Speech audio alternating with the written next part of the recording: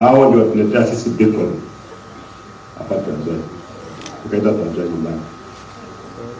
Na kwa sasa katika jamii yetu hali ya uongozi sio nzuri, tuko na hatari kidogo. Maana lazima pia tuambiane ukweli. Leadership ya jamii yetu, wakati watu wanaongea masuala ya kitaifa, sisi kama jamii masuala yetu yako wapi? Wale viongozi ambao huwa wanatuambia kwamba wako na mkakati, wanaamuka wanaomba wa president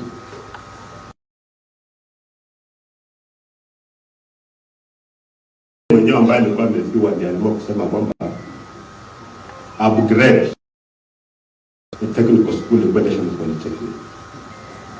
Na hapo tuko na kinara wa cabinet.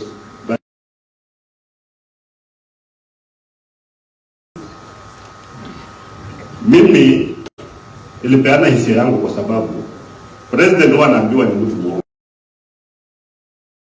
President anakuwa mtu mwongo. Ni wana ambao wanakuja kuitisha, ni wajumbe, hizo miradi wanajua hawajaweka kwa budget. Akisimama anasema nimetenga pesa. Najua hajatenga pesa. Ni mwongo. So kama nyinyi ni namba tatu ya ukweli, jiulize kwa nini yule alikuwa ananitusi kule Bungoma hakuna siku anaomba miradi mikutano ya hadhara, wakati anaweka shilingi bilioni 1.5 kutengeneza barabara katika constituency yake moja. Alafu sisi zote 5 counties of Western Region tumetoa shilingi milioni 250. Na hiyo pesa mtu ambaye anakaa kwenye kiti ya speaker anaangalia budget akipitisha, amekaa pale haoni kwamba this one constituency 1.5 billion, these are 5 counties 250 million. We don't want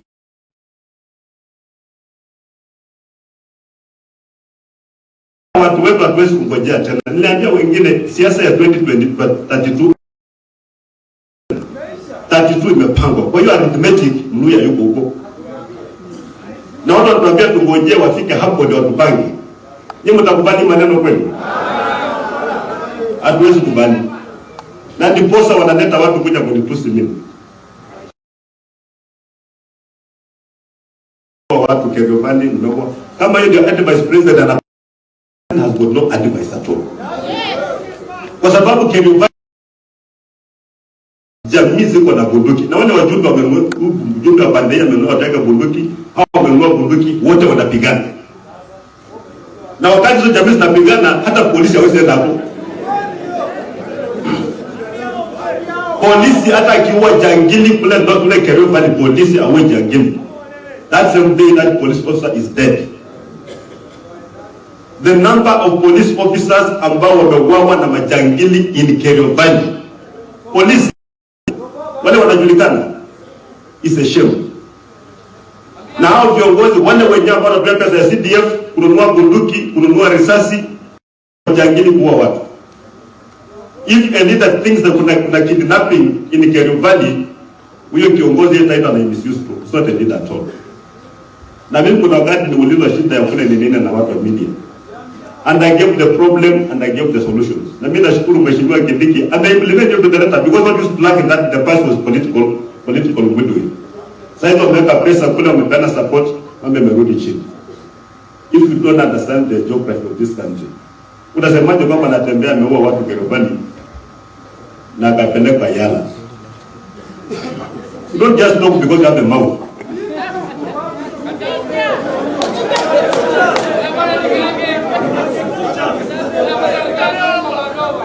So unaongea unaongea mambo mingi ambayo haina maana. So sasa hizi bila watoto wanachukuliwa kiwao, unasema watoto wako kidnap. Na jana kwa runinga mnaona wawili wamepatikana wamekufa. Sasa walijikidnap wakaenda wakajiua. Can we be a serious government? The serious people can do things seriously. Nao wala ambao watakuja kule Embu, kule Nairobi, so kulingana na hiyo ni jamaa Regional Commission wa Nairobi atakana kutoa mambo ya kidnapping na mambo ya abduction. Nini gani Regional Commission? So that's the Regional Commission na hiyo. So the truth is this. There's something wrong in this country. Kuna watu wana abduct watoto, wanapotea na watoto, wanaenda wanaua watoto. And this thing must stop. And this one, the president cannot escape this one. Because the responsibility of protecting people's lives and their property squarely stops at this law. So na mimi nikiongea kama rais yako, maneno naambia rais mwenye anakuja kujibu another fellow, hata ambaye kwake hawezi kufika huko sasa.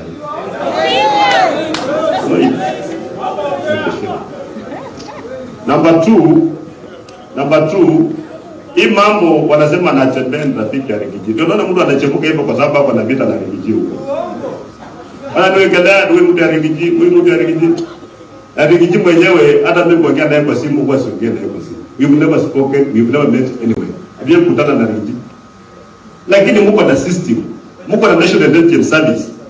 Lakini mnaongea maneno vijana tu kama watu wengine kama kibato. Why can you use the system to confirm kwamba anatembea na ongea na huyu jamaa? But most importantly, ile vita ya Rigiji ilikuwa ni vita ya Kenya kwanza. Hao watu wanatembea pamoja bila walikosana, mimi sijui. The fact kwamba wamekosana na Rigiji, why should I differ with him? Mimi amekosea nini? Hajanikosea chochote. Sasa yule jamaa alikuwa anaongea jana na kunitusi. Na Rigiji mwenye atanitusi. Sasa leo hii nikisema nichague nani nitafanya naye kazi, nitachagua nani? President lazima ajue hao watu ambao wako na mdomo mrefu wanafikiri wanamsaidia, wamechoma mlima, wanakuja kuchoma Western. Na kule mlima kama hakuna kura na Western ikose kura, president hata akifanya muujiza gani hawezi pata kwa president. It's going to be possible. So angalia watu wake wanaongea namna gani, maana wanachoma kila mahali na burning everywhere. Ama wao wanafikiri kwamba wale wa jamaa walikuwa wamefunga matai jana ndio wataenda kuna Western. Hawezi leta kuna Western. And it's not good to choose friends for me. It's not good to choose friends for me. Wakati Rigiji alikuja mazishi ya ndugu Okioma, my brother Musaka was there. Because Okioma pia alifanya kazi na yeye. The entire national government administrative officers wa kuongeza na Osia, they were there. Serikali mzima ilikuwa pale. Mimi nilipokea Rigiji pale kwa airstrip, nilikuwa na county commission. Na senator wa Trans Nzoia mtu mmoja na vijana kabisa. Nilikuwa na yeye.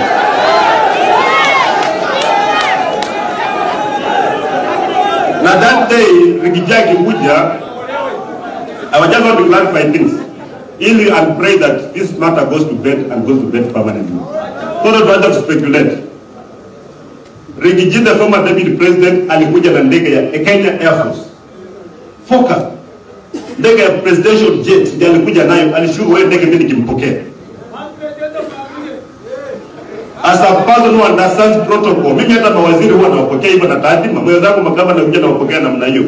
I received Rigiji that way because he was a state officer, he was the deputy president of Kenya. Walikuwa nataka mimi nitoroke. Sasa kila mahali wanataka picha na tembea alipokea Rigiji, mlikuwa nataka tufanye nini? That day he had already been impeached. Under the authority was going to be impeached. And he kampokea kama deputy president of the Republic of Kenya, kampokea tukaenda matanga, akazika ndugu yake. Tukamwescort akafanya nini? Akaenda. Sasa hapo shida iko hapo bwana. Sasa mnakufa tu na mtu. Sasa kama nyinyi mnataka mimi nisoke pande hiyo nifanye kazi na Rigiji, mniambie tu kweli kwamba wewe unatembea nafanya kazi na nini? Na Rigiji. Hao jamaa wako tayari sana kufanya kazi na nini by the way. So tuheshimiane, tuache mambo mengi tu. Ile vita yenu, huyo jamaa alikuwa anaongea, anapiga kelele, asira alikuwa ametoa mahali pengine tu. Don't even about that funeral. So lazima tuelewane kwa watu wetu. Mtu anasema mambo ya Mau Forest. Anatembea ndoa watu Mau Forest. Sasa kama mimi nilifanya makosa kuondoa watu Mau Forest, bali niwatoe. Kama kuna kitu mimi I feel proud as a retired public official is the restoration of the Mau Forest.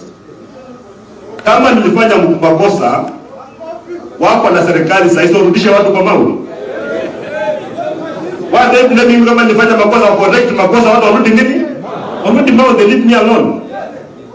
Lakini wakati mnakadiria pesa mnasema these billions inakuja from tourism. Masai Mara Game Reserve inaleta these millions of dollars. Mkumbuke kwamba hizo dollars zinakuja kati sio mnatembea. Hiyo Mara river ilikuwa imekauka.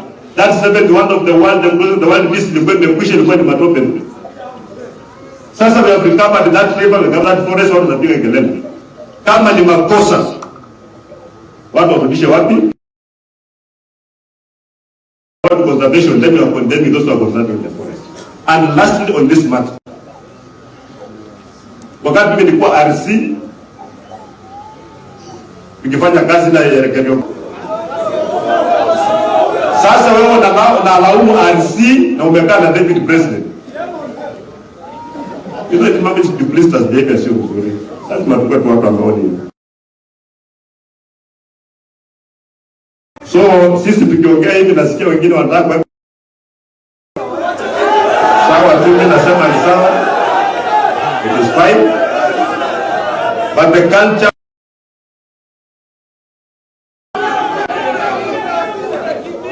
ile culture intolerance. Tupende freedom of expression ndani ya katiba. Let us just lakini mtu atakisema hivi, nasema utafanya hivi, akisema hivi utafanya hivi, at the end of the day we will have no culture. Kweli. So ningependa nimalizie hapa. Nilikuwa namekelea juzi. Wengine wakaongea ya nisaidia baba wa speaker. Mimi was not bragging. Kuongea walikuwa wameweka vijana hapa ya Ford Kenya ndio heckling me.